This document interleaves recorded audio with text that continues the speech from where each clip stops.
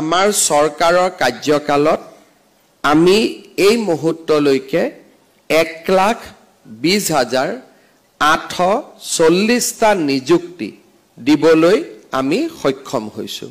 অৰ্থাৎ 2021 চনৰ পৰা 1,20,000 যুৱক যুৱতীয়ে চৰকাৰী চাকৰি পাবলৈ সক্ষম হৈছে।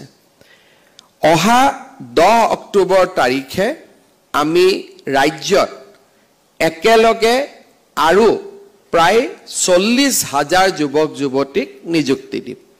নিৰ্বাচনৰ সময়ত আমি ৰাইজক প্ৰতিশ্ৰুতি দিছিলোঁ যে আমাৰ চৰকাৰ ক্ষমতালৈ আহিলে আমি 1,00,000 যুৱক যুৱতীক স্বচ্ছতাৰে নিযুক্তি দিম। কিন্তু সময় আৰু পৰিৱেশৰ লগত খাপ খুৱাই আমি 1,00,000ৰ নিযুক্তিৰ দেওনা পাৰ হৈ গৈ আমি প্ৰায় 1,60,000 নিযুক্তি সম্পন্ন কৰিবলৈ আমি সক্ষম হ'ম।